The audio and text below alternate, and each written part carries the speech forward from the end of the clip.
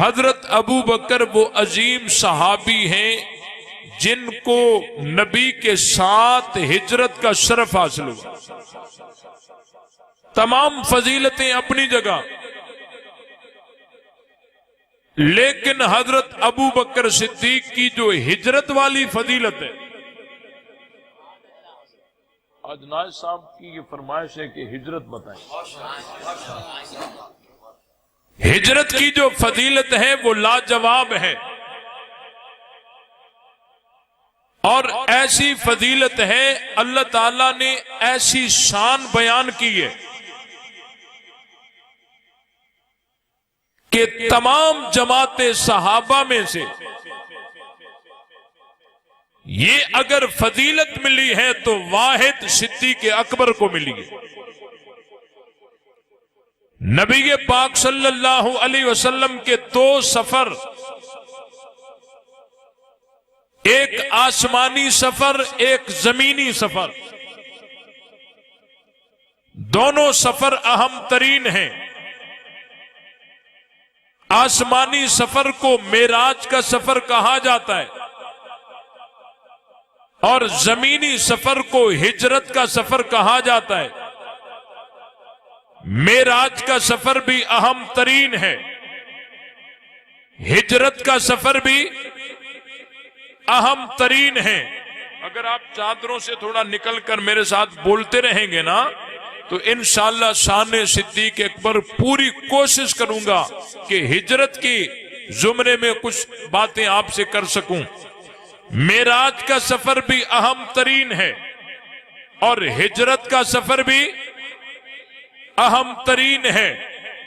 معراج والے سفر میں بھی حضور کے ساتھ ایک رفیق سفر ہے، اور ہجرت والی رات بھی حضور کے ساتھ ایک رفیق سفر ہے. معراج والی رات میں جو رفیق سفر ہے وہ تمام ملائکوں کا سردار ہے، اور ہجرت والی رات جو رفیق سفر ہے وہ ساری امت کا سردار ہے.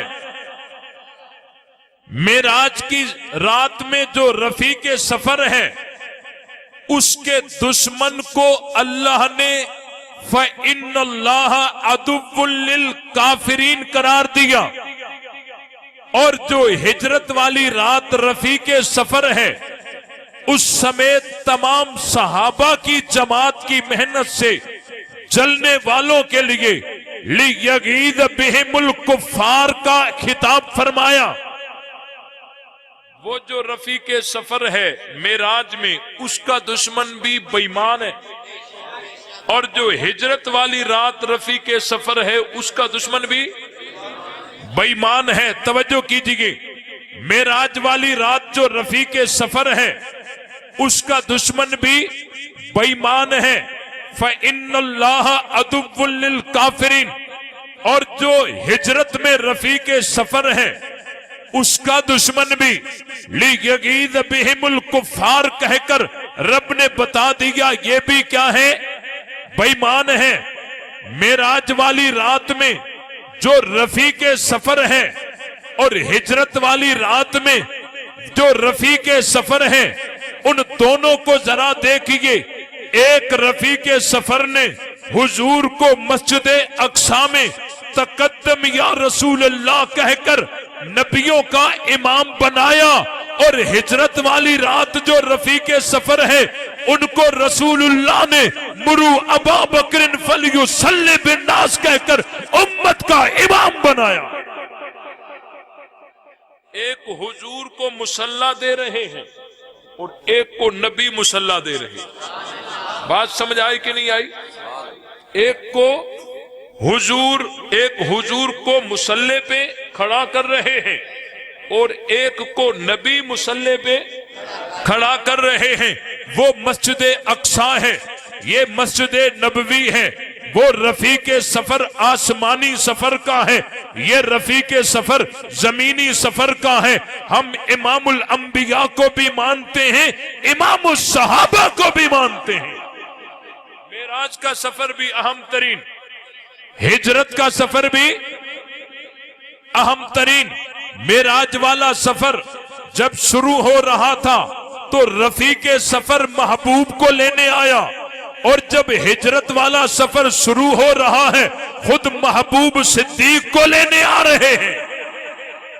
معراج کا سفر جب شروع ہو رہا تھا، جب رفیق سفر محبوب کو لینے آئے تو محبوب آرام میں تھے، اور جب محبوب صدیق کو لینے گئے تو صدیق انتظار میں تھے۔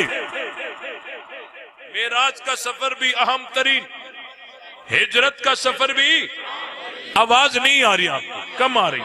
معراج کا سفر بھی اہم ترین ہے، ہجرت کا سفر بھی اہم ترین ہے۔ معراج والے سفر میں بھی نبی کو سواری کی ضرورت پڑی، ہجرت والی رات بھی نبی کو سواری کی ضرورت پڑی۔ معراج والی رات میں جب سواری کی ضرورت پڑی تو حضرت جبریل نے براق پیش کیا، اور ہجرت والی رات میں جب سواری کی ضرورت پڑی تو صدیق نے خود کو پیش کیا۔ دائیاں حیران ہو گئی، دائیاں حیران ہو گئی، حلیمہ، او حلیمہ سواری بدلی ہے کیا؟ اماں حلیمہ نے فرمایا سواری وہی ہے، سوار بدلا ہے۔ پتہ چلا جو نبی کی سواری بنتی ہے تمام سواریاں پیچھے رہ جاتی ہیں، نبی کی سواری آگے ہو جاتی ہے۔ ہجرت والی رات میں نبی کی سواری صدیق اکبر بنے ہیں، ساری امت پیچھے ہے، ابو بکر آگے ہیں۔ معراج کا سفر بھی اہم ترین، ہجرت کا سفر بھی۔ معراج والے سفر میں بھی دو منزلیں ہیں، دو منزلیں تھیں، اور ہجرت والے سفر میں بھی دو منزلیں تھیں۔ معراج والے سفر میں ایک منزل مسجد حرام سے مسجد اقصی تک، اور دوسری منزل مسجد اقصی سے عرش معلی تک۔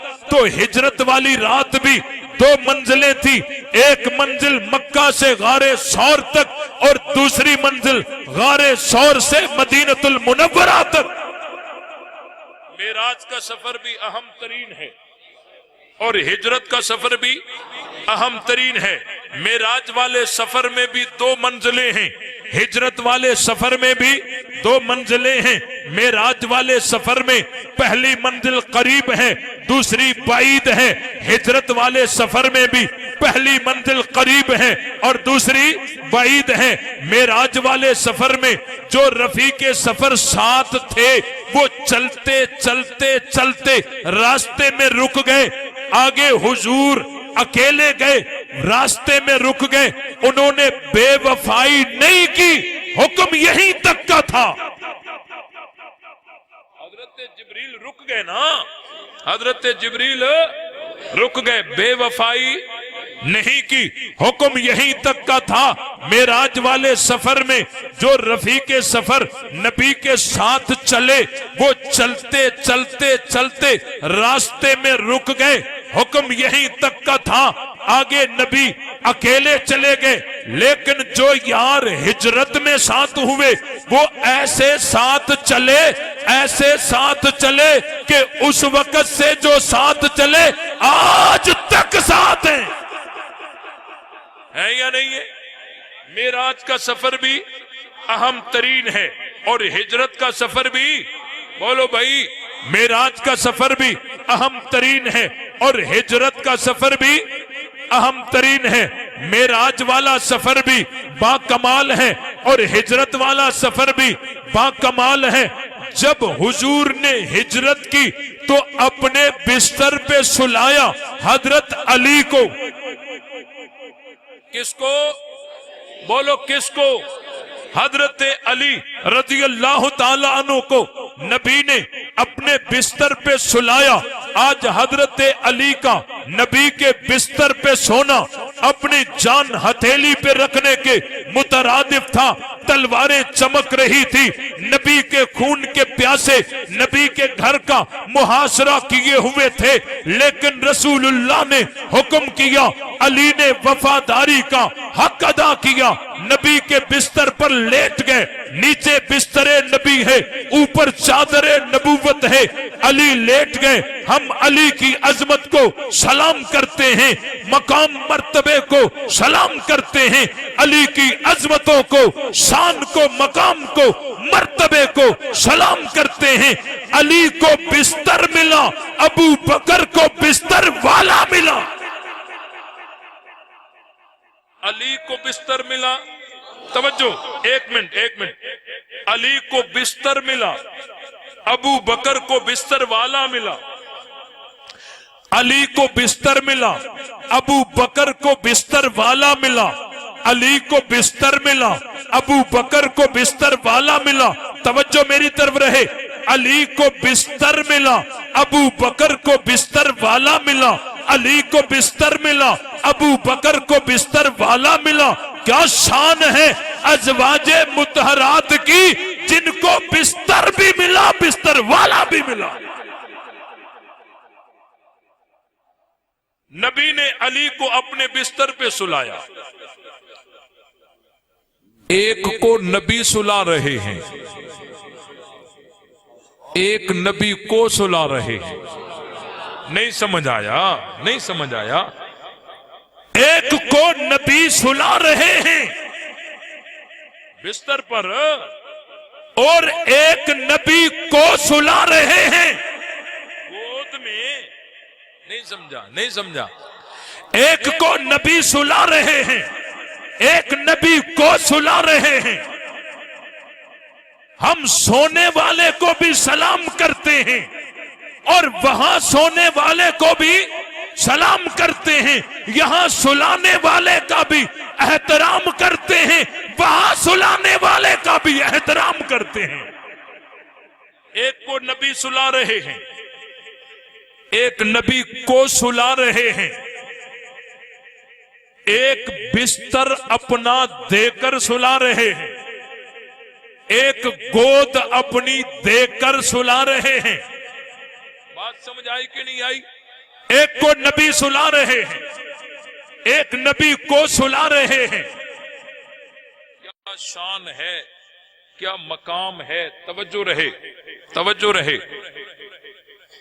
آپ علیہ السلام نے حضرت علی کو اپنے بستر پہ سلایا، حضرت علی سو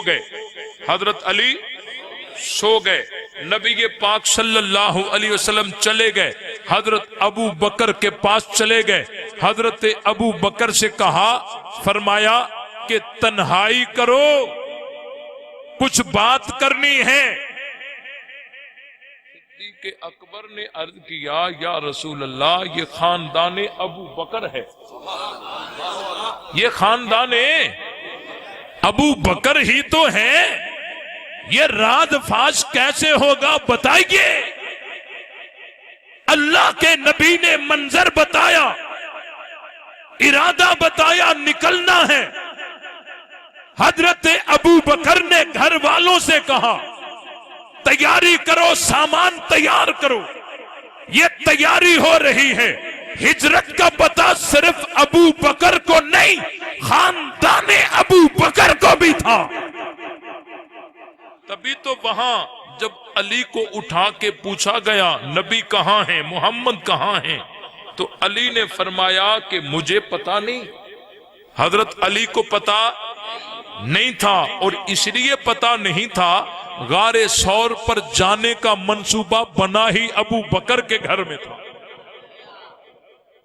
ابو بکر کے گھر میں بنا تھا۔ حضرت ابو بکر کے بیٹے کو بھی پتا ہے، بیٹی کو بھی پتا ہے، غلام کو بھی پتا ہے، اہل خانہ کو بھی پتا ہے، غار ثور کا راز سارے خاندان ابو بکر کو پتا ہے۔ تبھی تو کافروں نے وہاں چھاپا مارا، علی سے پوچھا، علی نے جواب دیا پتا نہیں، لیکن جب ابو بکر کے گھر میں چھاپا لگایا، ابو بکر کے گھر سے جواب آیا، پتا ہے بتائیں گے نہیں۔ علی نے فرمایا پتا ہی نہیں، اور خاندان ابو بکر نے فرمایا پتا ہے بتائیں گے نہیں۔ توجہ کیجئے، یہاں چھاپا لگا، نبی گرفتار نہ ہوئے۔ اب جب کسی کو گرفتار کیا جاتا ہے تو دیکھا جاتا ہے، پہلے اگر اپنے گھر میں وہ گرفتار نہ ہوا، دیکھا جاتا ہے اس کے یار دوست کہاں ہیں، اس کے رابطے کس کے ساتھ ہیں، اس کے تعلقات کس کے ساتھ ہیں، اس کی محبت کس کے ساتھ ہے، اس کی یاری کس کے ساتھ ہے۔ دوسرا چھاپا وہیں لگایا جاتا ہے۔ تو اس دور کے کافروں نے دوسرا چھاپا کہیں اور نہیں، ابو بکر کے گھر میں لگایا۔ انہیں بھی پتا تھا محمد کا یار ہے تو ابو بکر ہے۔ چھاپا ابو بکر کے گھر میں لگا یا نہیں لگا؟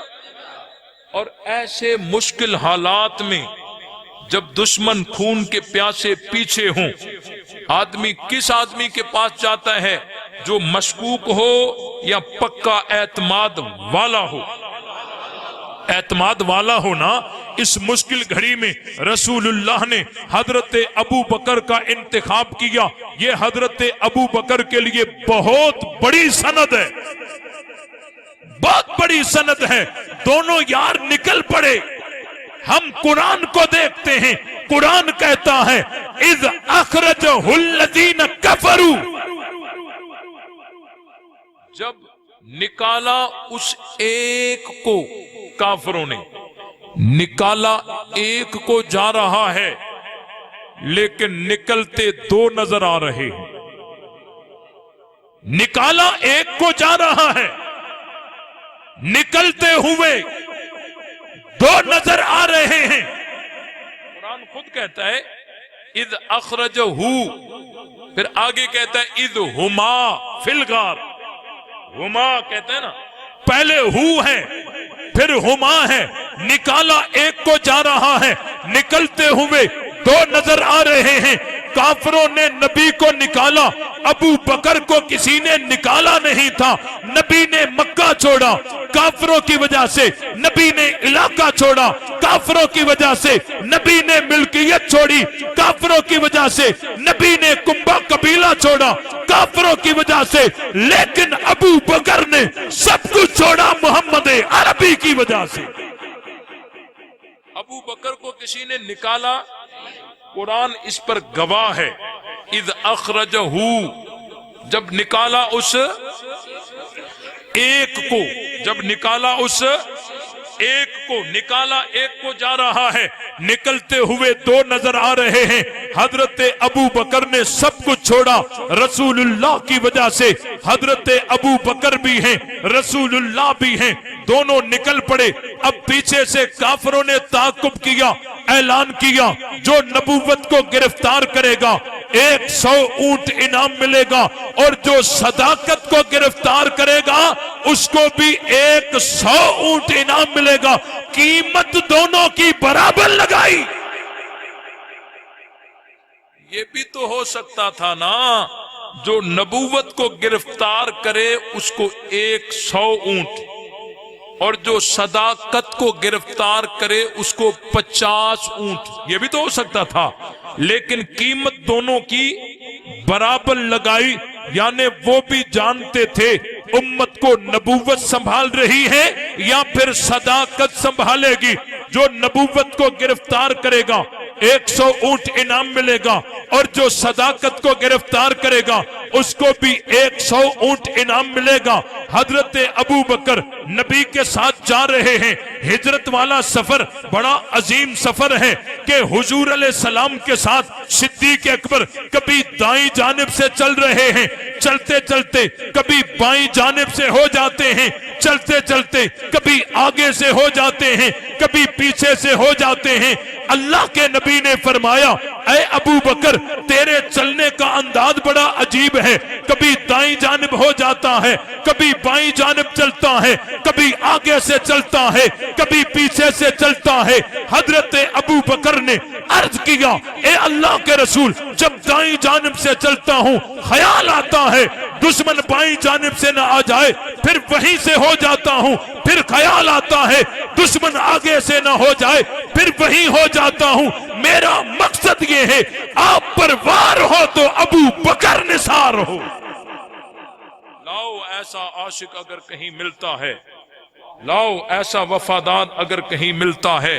حضرت ابو بکر اور نبی پاک صلی اللہ علیہ وسلم دونوں ساتھ نکلے، دونوں ساتھ نکلے۔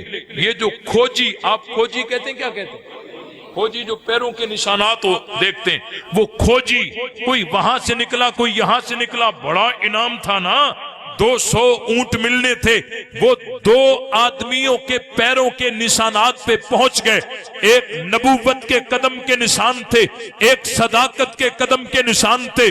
یہ کھوجی پیچھے پیچھے تعاقب کرتے کرتے آ رہے تھے۔ چلتے چلتے چلتے راستے میں ایک آدمی کے پیروں کے نشانات غائب ہو گئے، باقی ایک کے بچے۔ یہ کھوجی رک گئے، اگر یہ نبوت کے قدم کے نشان ہیں تو صداقت کے کہاں، اگر یہ صداقت کے ہیں تو نبوت کے کہاں؟ میں نے کہا یہ حیران کیوں ہوئے؟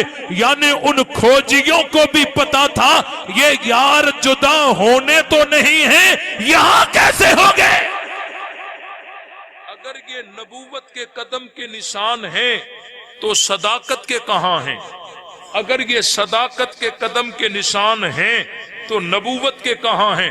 2 آدمیوں کے پیروں کے نشانات آ رہے تھے، راستے میں ایک بچ گئے، ایک غائب ہو گئے۔ انہیں کیا پتا کہ صداقت نبوت کو کندھوں پہ لیے جا رہی، صداقت نبوت کو کندھوں پہ لیے جا رہی ہے، اور یہ جو پیروں کے نشانات چھوڑے جا رہے تھے یہ ابو بکر کے تھے۔ حضرت ابو بکر نے اشارہ دے دیا اگر نبوت تک پہنچنا ہے تو صدیق اکبر کے نقش قدم پہ آنا پڑے گا۔ کندھوں پہ اٹھایا، بار نبوت کو کندھوں پہ اٹھایا، غار ثور تک پہنچایا۔ آپ میں سے کوئی غار ثور پہ گیا ہے؟ واہ سے واہ، اللہ سب کو نصیب کرے۔ وہاں جائیں گے تو آپ کو ابو بکر کی عظمت سمجھ آئے گی۔ آج بھی کوئی تازہ تکڑا یوں اکیلا ایک ہی سانس میں وہاں تک نہیں چڑھ سکتا، وہ رکتا رکتا جاتا ہے۔ لیکن ابو بکر کی عظمتوں کو سلام جو بار نبوت کندھوں پہ اٹھا کے غار ثور تک پہنچا، غار ثور تک وہاں پہنچا، نبی پاک صلی اللہ علیہ وسلم کو نیچے اتارا، عرض کرنے لگے اے اللہ کے رسول، غار میں پہلے ابو بکر جائے گا۔ وہ وفا کی انتہا تو دیکھو، اس غار میں چیتا بھی ہو سکتا ہے، سانپ بھی ہو سکتا ہے، بچھو بھی ہو سکتا ہے، کوئی موذی بھی ہو سکتا ہے۔ حضرت ابو بکر نے اپنے آپ کو پیش کیا، آقا پہلے ابو بکر جائے گا۔ حضرت ابو بکر اپنی جان کو ہتھیلی پر رکھ کر غار کے اندر اترے ہیں، غار کی صفائی کی ہے، غار کی صفائی کی ہے۔ غار میں پہلے ابو بکر گئے ہیں، بعد میں نبی گئے ہیں۔ غار میں پہلے ابو بکر گئے ہیں، بعد میں نبی گئے ہیں۔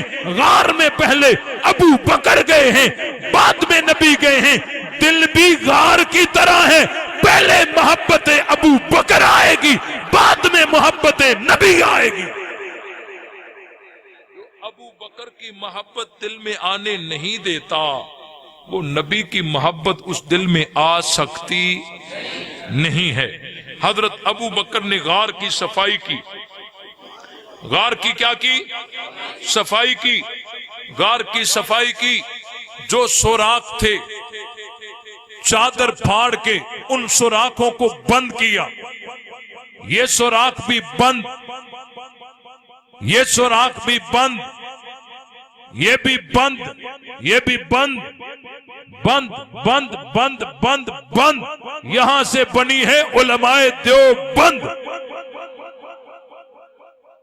ہاں، جن سوراخوں سے جسم رسول کو خطرے کا امکان تھا، حضرت ابو بکر نے وہ سارے سوراخ بند کر دیے، اور جن راستوں سے مشن رسول کو خطرے کا امکان تھا، دیوبندیوں نے وہ سارے راستے بند کر دیے ہیں۔ یہ شرک کا راستہ بند، کفر کا بند، بدعت کا بند، الہاد کا بند، بند بند بند۔ علماء دیوبند، حضرت ابو بکر نے سارے سوراخ بند کیے، سارے سوراخ بند ہو گئے، ایک سوراخ بچ گیا۔ सिद्दीक अकबर ने वहां एड़ी लगा दी और गोद बना के अर्ज किया, ए अल्लाह के रसूल आ जाइए। गोद अबू बकर की है, सर मुस्तफा का है। तवज्जो, हुजूर आराम कर रहे हैं अबू बकर की गोद में। मैं पूछना चाहता हूं, आराम की जरूरत किसको थी? जो कंधों पे उठा के आया है या जो कंधों पे चढ़ के आया है? आराम की जरूरत किसको थी? जो कंधों पे उठा के आया है या कंधों पे चढ़ के आया है? आराम की जरूरत किसको थी? जो उठा के आया है। थकावट तो इनको थी और गार की सफाई भी इन्होंने की है, सुराख बंद भी इन्होंने किए हैं, नबूवत का बार उठा के और गारे सौर तक भी ये आए हैं। थकावट तो अबू बकर को है, काम तो सिद्दीक अकबर ने किए हैं। आराम की जरूरत तो अबू बकर को है, लेकिन कुर्बान अबू बकर तेरी अजमत पर, वफादारी पर, तेरे मकामो मर्तबे पर, इसके रिसालत पर के थका भी अबू बकर है, गोद भी अबू बकर बना के बैठा है और हुजूर को सुला रहा है और ये बता रहा है अबू बकर का आराम नबी के आराम में ही तो है। नबी के आराम में ही अबू बकर का आराम है। हुजूर सो रहे हैं, गोद अबू बकर की है। तवज्जो रहे, यहां एक नक्शा सामने रखिए। गोद अबू बकर की है, सर मुस्तफा का है सल्लल्लाहु अलैहि वसल्लम। गोद अबू बकर की है, सर मुस्तफा का है। अल्लाह ने कहा होगा, ऐ अबू बकर, मेरे महबूब ने चंदा मांगा था, तेरा जो भी खजाना था तूने सारा खजाना अपना समेट के मेरे महबूब की गोद में डाल दिया था। आज मैं रब का खजाना मोहम्मद की सूरत में मैंने तेरी गोद में डाल दिया। क्या कहने अबू बकर के, सर मुस्तफा का है, गोद अबू बकर की है।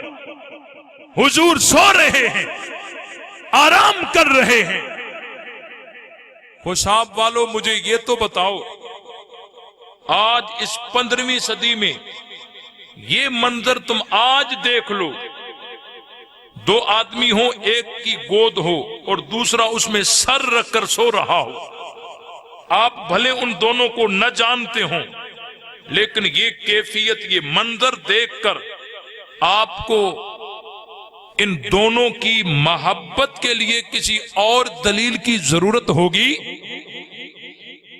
हाँ भाई, आप न जानते हो, इस 15वीं सदी में भी एक का सर हो और दूसरे की गोद हो। बस ये मंजर सिर्फ आप देखेंगे, आप पहचान लेंगे इन दोनों का आपस में प्यार है, तभी तो एक की गोद है, दूसरे का सर है। क्या कहते हो अबू बकर की अजमत के गोद अबू बकर की है, सर मोहम्मद अरबी का है। आज भी इस गए गुजरे में हम बड़े खुश हो जाते हैं। हमारी बस्ती में हजरत आए थे, हैं? हमारी बस्ती में हजरत आए थे जी, हजरत हमारी बैठक में आए थे, हम बड़े खुश हो जाते हैं। आज हजरत ने हमें टाइम दिया, इज्जत बख्शी, हमें इज्जत बख्शी। ये होता है ना, वो जिसकी बैठक की बात नहीं हो रही, जिसकी गोद में नबियों के सरदार आ जाए, उस अबू बकर की अजमत के क्या कहें। गोद में नबियों के सरदार सो गए। अबू बकर पे भौंकने वालों, कुछ तो हया करो, कुछ तो शर्म करो। नबूवत जिसके गोद में आराम करे, उस अबू बकर पे भौंकते हो, तुम्हें शर्म नहीं आती? हजरत अबू बकर की गोद है, सर मुस्तफा का है। 3 दिन 3 रातें गारे सौर में रही। याद है हजरत उमर रज़ी अल्लाह ताला अन्हु जा रहे थे बैतुल मुकद्दस जा रहे थे। ایک غلام ساتھ تھا اور اس کے ساتھ باری باری کر رہے تھے. کبھی پیدل چلنے کی باری غلام کی تو سواری حضرت عمر کرتے تھے، اور کبھی پیدل چلنے کی باری حضرت عمر کی تو سواری غلام کرتا تھا. یاد ہے نا، چلتے چلتے جب بیت المقدس کے قریب پہنچے تو پیدل چلنے کی باری حضرت عمر کی آ گئی. غلام نے کہا یا امیر المومنین، آگے دشمن کھڑے ہیں، وہ کیا سمجھیں گے؟ اگرچہ آپ کی پیدل کی باری ہے لیکن میں اپنی باری معاف کرتا ہوں، آپ سوار ہو جائیں، میں پیدل چلتا ہوں. حضرت عمر نے کیا جواب دیا تھا؟ نہیں، یہ عمر کی خلافت ہے، یہاں انصاف ہوگا، عدل ہوگا. جتنا پیدل تو چلا ہے اتنا عمر ابن خطاب چلے گا. یہ عدل اور انصاف حضرت عمر نے کہاں سے سیکھا؟ یہ کہاں سے سیکھا؟ یقیناً نبوت سے سیکھا.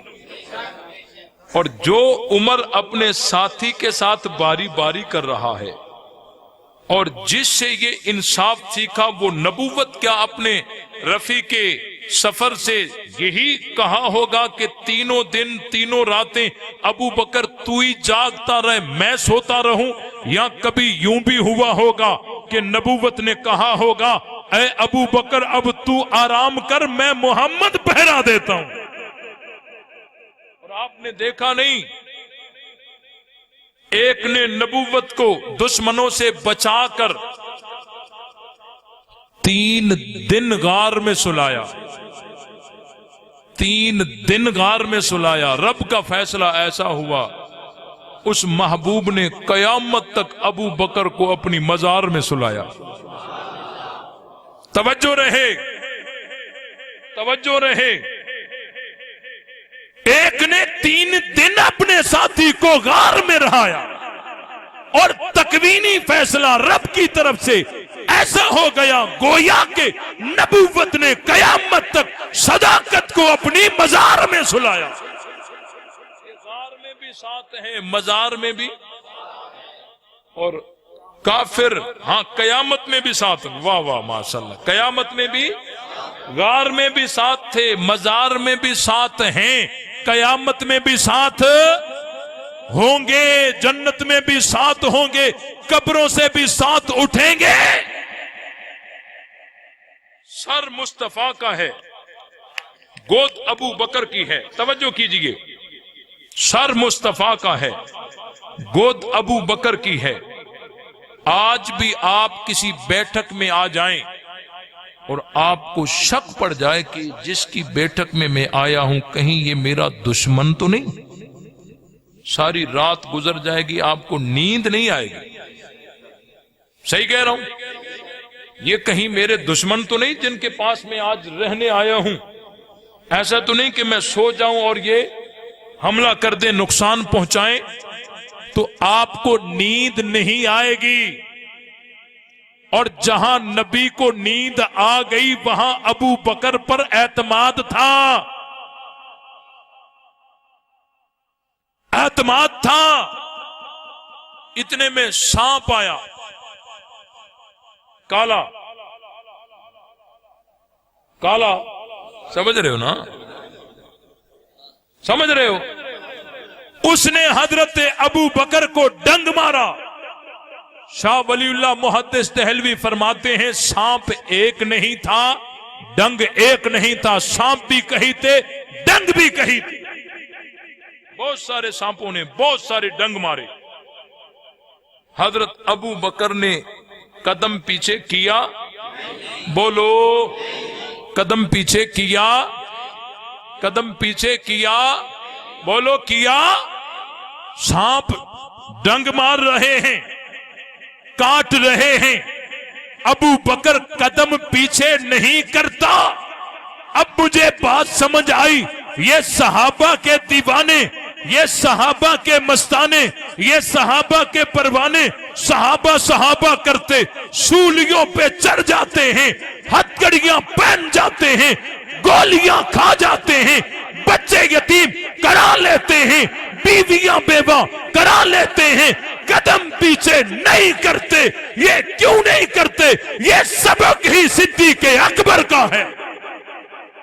اگر پہرے داری کرنی ہے تو ابو بکر کی طرح کرو. جتنا حملہ سانپ نے کرنا تھا کرتا رہے، ابو بکر قدم پیچھے نہیں کرے گا.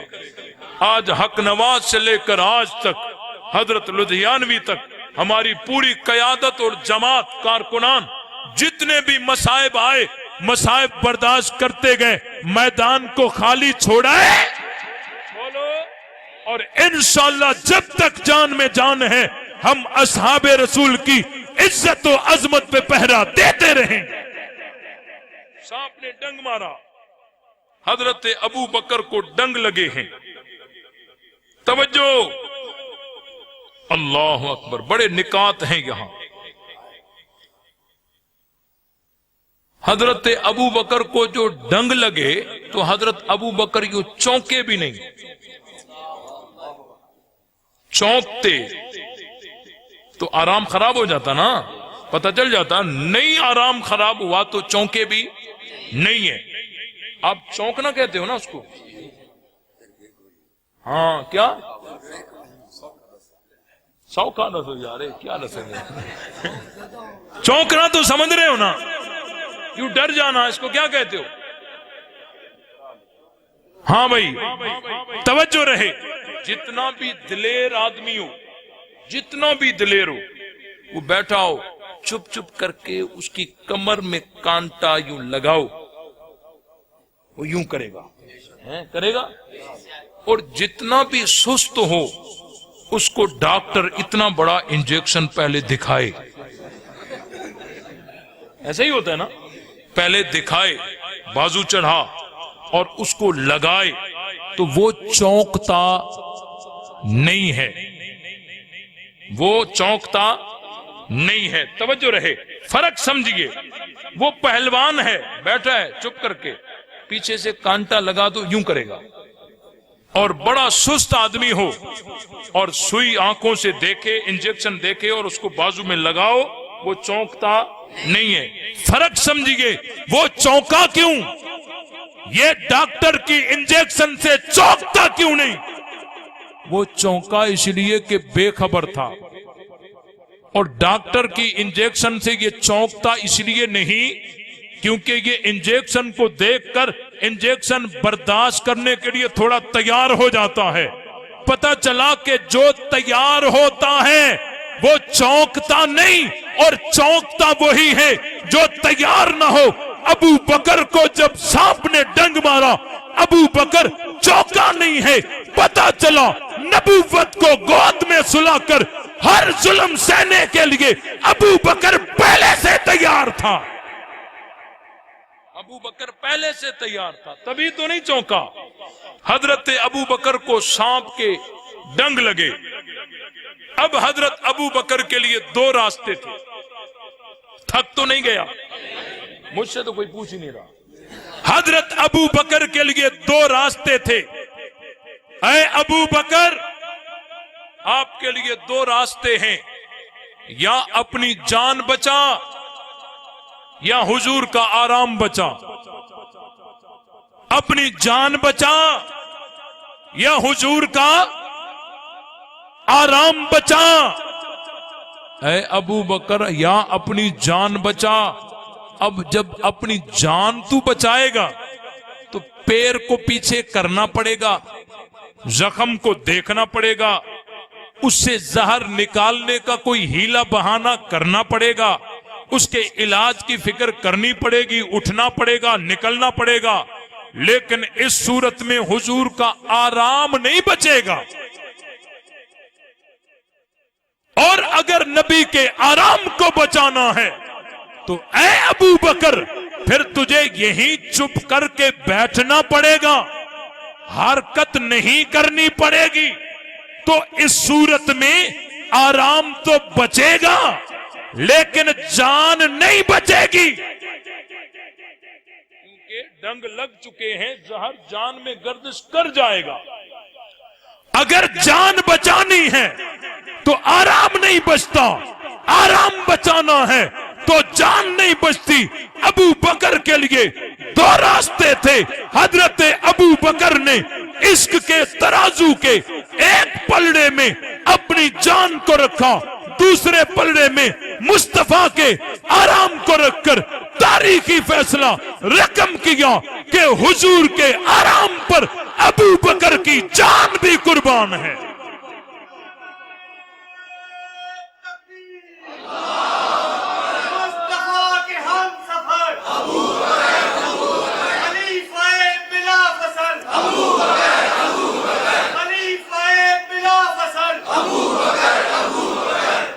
جان بچانی ہے تو آرام نہیں بچے گا، آرام بچانا ہے تو جان نہیں بچے گی۔ فیصلہ کیا تھا؟ جان جاتی ہے جائے، آرام بچے۔ چپ کر کے بیٹھے ہی رہے نا، بیٹھے ہی رہے۔ زہر جان میں آیا، پوری جان میں گردش کیا، اور پوری جان میں جب گردش زہر نے کر لیا تو تکلیف کی وجہ سے آنکھوں سے آنسو نکل آئے۔ حساب کے مسلمانوں، ابو بکر کے آنکھوں سے آنسو نکلے، یہ ابو بکر کے رخسار پہ آئے، اور رخسار پہ سفر کرتے کرتے کرتے یہ حضرت ابو بکر کی داڑھی میں آئے، اور داڑھی میں سفر کرتے کرتے داڑھی سے جب جدا ہوئے اور فضا میں یوں اڑتے ہوئے آئے، اور گود میں وضحا والا چہرہ ہے۔ یہ ایسا چہرہ ہے کہ جس چہرے پہ اللہ نے کبھی گندی مکھی کو بیٹھنے نہیں دیا، کیونکہ مکھی گندگی پہ بیٹھتی ہے، گندگی کے ساتھ لازم ملزوم ہے، اور یہ محمد کا چہرہ پاک ہے، اور یہاں پاک کے ساتھ ناپاک چیز نہیں مل سکتی۔ ابو بکر کا آنسو فضا میں اڑتا ہوا آتا ہے، نیچے گود میں وضحا والا چہرہ ہے۔ جو رب بغیر والد کے عیسیٰ کو پیدا کر سکتا ہے، جو رب بغیر والدین کے آدم کو پیدا کر سکتا ہے، جو رب بہتے دریا پہ راستے بنا سکتا ہے، اگر وہ رب چاہتا اس آنسو کے قطرات کو کسی پتھر پہ گرا دیتا۔ قادر تھا یا نہیں تھا؟ بولو، قادر تھا یا نہیں تھا؟ قادر تھا نا، لیکن اللہ نے وہ ابو بکر کے آنسو نبی کے چہرے پہ گرا کے مسئلہ صاف کر دیا۔ جس طرح نبی پاک ہے، ابو بکر بھی پاک ہے۔ نبی کی آنکھ کھلی، اے ابو بکر رو رہے ہو؟ ابو بکر رو رہے ہو؟ رو رہے ہو؟ جی ہاں یا رسول اللہ، پیر میں کسی نے کاٹا ہے۔ آپ علیہ السلام اٹھے، فرمایا پیر قریب کر۔ دیکھو تکلیف ابو بکر کو ہے، ہمدردی نبوی ہے، نبی ہمدردی کر رہے ہیں۔ اوئے ہوئے ہوئے، صدیق اکبر پر بھونکنے والوں غور کرو، تکلیف ابو بکر کو ہے تو ہمدردی رسول اللہ کی ہے۔ پیر قریب کرو۔ حضرت ابو بکر نے پیر قریب کیا، زخم تھا، زخم ابو بکر کو ہے تو علاج نبی کر رہے ہیں۔ آج اگر کسی کو سانپ ڈنگ مارتا ہے، ڈاکٹر انجیکشن مارتے ہیں، جہاں جہاں سانپ کا زہر پہنچا وہیں انجیکشن کے ذریعے دوائی پہنچ کر زہر کو بے اثر کرتی ہے، لیکن جہاں جہاں جہاں زہر پہنچا، نبوت کا لعاب جو لگا تو وہیں نبوت کے لعاب کا اثر پہنچا۔ زہر ابو بکر کی رگ رگ میں پہنچا تو لعاب نبوت کا اثر بھی ابو بکر کی رگ رگ میں پہنچا۔ زہر ابو بکر کی پوری جان میں گردش کر گیا تو نبی کے لعاب کا اثر بھی ابو بکر کی پوری جان میں گردش کر گیا، اور ایسا گردش کر گیا اگر میں یوں کہوں تو مبالغہ نہیں ہوگا، گویا کہ صدیق پر نبی کا رنگ چڑھ گیا۔ اور میں نے ویسے ہی نہیں کہہ دیا رنگ چڑھ گیا، اور ایسا رنگ چڑھا، ایسا رنگ چڑھا، ایسا رنگ چڑھا، جب دونوں یار مدینے پہنچے تو ملنے والوں کو بات ہی سمجھ نہیں آ رہی تھی، نبی کون ہے، صدیق کون ہے، نبی کون ہے، صدیق کون ہے۔ حضرت ابو بکر کو پہلے ہاتھ ملا رہے، حضرت ابو بکر ان کے ہاتھوں کو پکڑ پکڑ کے نبی کے ہاتھ سے ملا رہے ہیں۔ پتہ چلا کہ جو اپنا تعلق صداقت سے جوڑے گا، صداقت اس کو نبوت سے جوڑے گی۔ حضرت ابو بکر نے دیکھا ان کو بات سمجھ نہیں آ رہی، سورج نے تپش نبی کے چہرے پہ چھوڑی، حضرت ابو بکر نے دیر نہیں کی، چادر اٹھائی اور نبی کے اوپر تان دی۔ مسئلہ حل ہو گیا، نبی یہ ہیں، صدیق یہ ہیں، آقا یہ ہیں، خادم یہ ہیں۔ میں تبھی تو کہتا ہوں جن پر نبی نے چادر ڈالی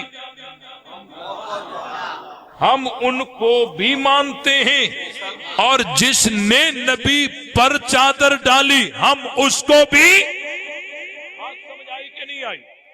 اور کافر یوں دوڑتے دوڑتے غار کے دروازے پہ پہنچ گئے، حضرت ابو بکر نے دیکھ لیا، حضرت ابو بکر رضی اللہ تعالیٰ عنہ نے دیکھ لیا، غمگین ہو گئے۔ اے اللہ کے رسول، اگر صرف ابو بکر کا مسئلہ ہوتا تو 1000 دفعہ قربان، آپ کو کچھ ہو گیا تو امت کا نقصان ہوگا۔ حضرت ابو بکر غمگین ہوئے، لیکن نبی کو ابو بکر کتنے پیارے ہیں، حضرت ابو بکر کی غمگینی نبوت سے برداشت نہ ہوئی۔ اذ یقول لصاحبہ، اوئے ہوئے ہوئے ہوئے ہوئے، جب کہا رسول نے اپنے ساتھی کو، اپنے، آواز آنی چاہیے، اپنے اپنے اپنے بولو ذرا، اپنے، جب کہا رسول نے اپنے ساتھی کو، پتہ چلا کہ قرآن بتاتا ہے ابو بکر نبی کا ساتھی ہے۔ لاؤ دلیلیں لانی ہے، لاؤ، رب کے قرآن کے مقابلہ کوئی دلیل نہیں کر سکتی۔ قرآن کہتا ہے ابو بکر نبی کا ساتھی ہے۔ اذ یقول لصاحبہ لا تحزن ان اللہ معنا ما ظنک باثنین اللہ ثالثہما، غم نہ کر، اللہ ہم دونوں کے ساتھ ہے، اللہ ہم دونوں کے ساتھ ہے۔ توجہ رہے، یہاں کچھ لوگ کہتے ہیں حضرت ابو بکر اسی لیے رو رہے تھے، چیخ رہے تھے، چلا رہے تھے تاکہ کافروں کو پتا چلے کہ یہ یہاں بیٹھے اور ہمیں پکڑیں۔ میں نے کہا چیخنا چلانا یہ تمہاری کسی کتاب کی بات ہوگی، قرآن میں چیخنا چلانا نہیں ہے۔ قرآن میں تو لا تحزن ہے، غم نہ کرو، غم اور ہے، چیخنا چلانا اور ہے۔ میں نے کہا اگر حضرت ابو بکر پکڑوانا چاہتے تو 3 دن ناشتہ ابو بکر کے گھر سے آ رہا ہے، ناشتہ حضرت ابو بکر کی بیٹی اسما لا رہی ہے، اور کافروں کی نقل و حرکت حضرت ابو بکر کے بیٹے عبداللہ وہاں محفوظ کر کے وہاں خبریں پہنچا رہے ہیں۔ حضرت ابو بکر کا غلام ہے عامر بن فہیرہ، عامر بن فہیرہ، وہ بکریاں چرا کے شام کو دودھ وہیں پہنچاتا ہے۔ تو 3 دن خاندان ابو بکر خدمت میں تھے، اگر پکڑوانے کی بات ہوتی حضرت ابو بکر اپنی بیٹی سے کہہ دیتے۔ یہ کوئی بات ہے؟ یہ فطور ہے، دل کا فطور ہے کہ پکڑوانا چاہتے تھے، شرم آنی چاہیے۔ اور جو پکڑوانا چاہتے تھے رب ان کو نبی کا ساتھی کہے گا؟ بولو۔